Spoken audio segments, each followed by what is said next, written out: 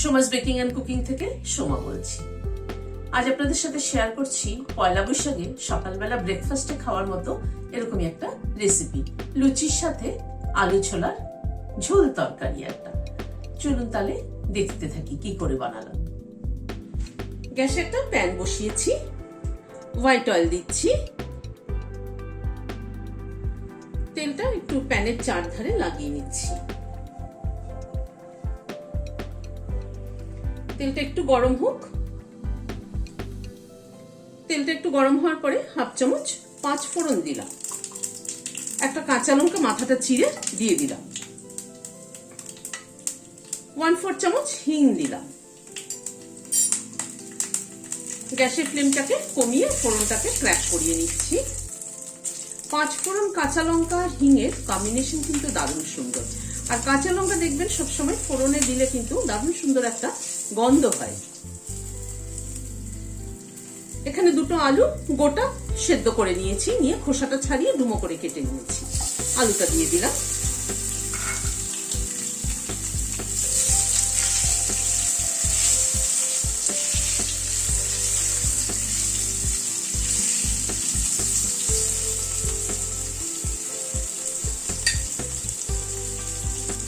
Half চামচ নুন দিয়ে দিলাম,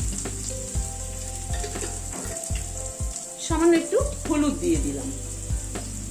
নুন হলুদ দিয়ে আলুটাকে একটুখানি ভেজে নিচ্ছি।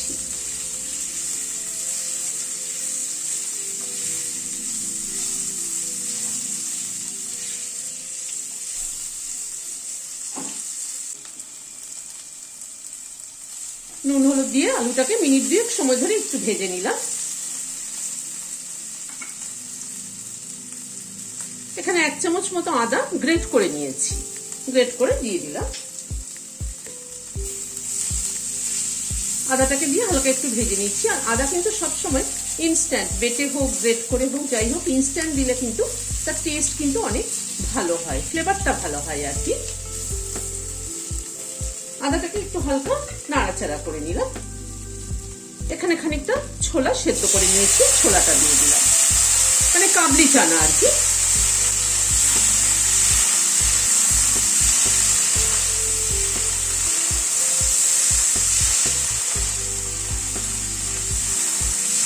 কাবলি চানাটাকে দিয়ে একটু নাড়াচাড়া করে নিচ্ছি।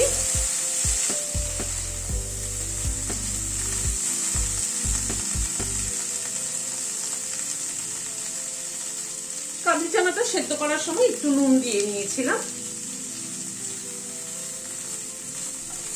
আর কাবলি চানাটা সেদ্ধ করতে হবে যাতে একটুখানি সফট হয় আর কি, মানে একদম যেন শক্ত না থাকে।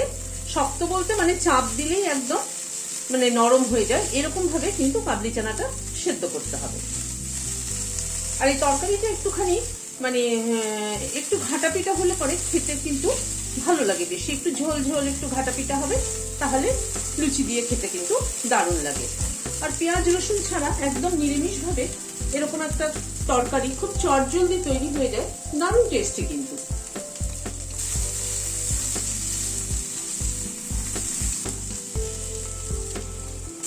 ছোলাটাকে দিয়ে একটু নাড়াচাড়া করে নিলাম।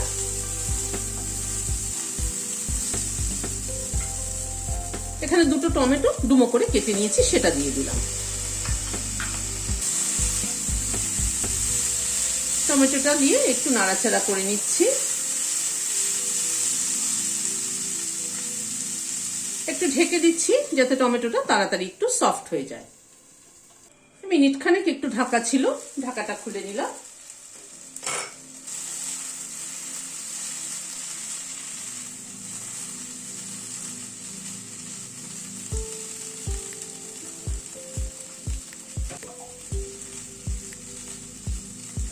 ছোলাগুলো দেখুন একটু নরম করে সেদ্ধ করেছি বলে কিন্তু একটুখানি মানে ঘাটা পিটা হয়ে যাচ্ছে আর কি।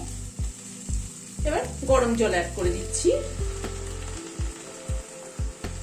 তরকারিটা যেহেতু একটু ঝোল ঝোল মতো হবে, সেই জন্য কিন্তু জলের পরিমাণটা একটু বেশি। আর লুচি দিয়ে খেতে হলে কিন্তু দেখবেন একটুখানি ঝোল ঝোল তরকারি হলে বেশি ভালো লাগে। গ্যাসের ফ্লেমটাকে বাড়িয়ে দিয়ে একটু ঢেকে দিচ্ছি। মিনিট 2-3 মতো ঢাকা ছিল, ঢাকাটা খুললাম। আলুগুলোকে একটু ভেঙে দিচ্ছি।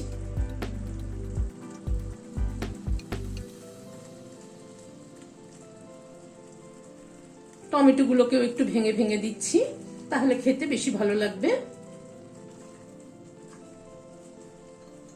1 চামচ ভাজা মশলার গুঁড়ো ছড়িয়ে দিলাম।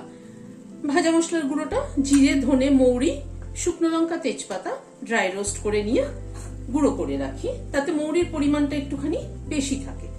আমি বিভিন্ন রেসিপিতেই ব্যবহার করি, যখনই ব্যবহার করি তখন আপনাদেরকে মুখে বলে দিই। ভাজা মশলাটা মিলিয়ে দিলাম। ভাজা মশলাটা দেওয়াতে কিন্তু ফ্লেভারটাই একটা অন্যরকম হবে। 1/2 চামচ চিনি দিয়ে দিলাম। 1 মুঠো ধনেপাতা কুচি ছড়িয়ে দিলাম। 1টা কাঁচা লঙ্কা দিয়ে দিলাম। সবকিছু দিয়ে মিলিয়ে দিচ্ছি।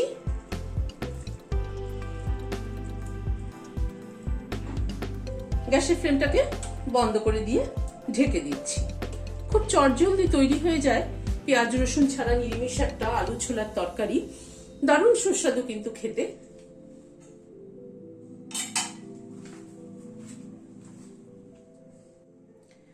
তেলটা গরম হয়ে এসছে, লুচিটা ছেড়ে দিচ্ছি। লুচি মাখা বেলা সবকিছুই কারো কাছেই নতুন না, সেই জন্য সেগুলো আর শেয়ার করলাম না।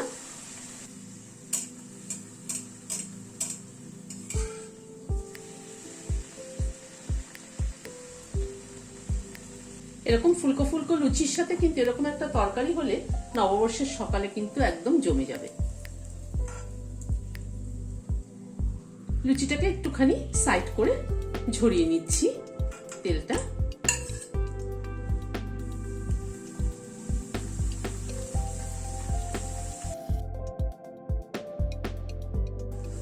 তেলটাকে একটু ঝরিয়ে নিয়ে তুলে নিলাম।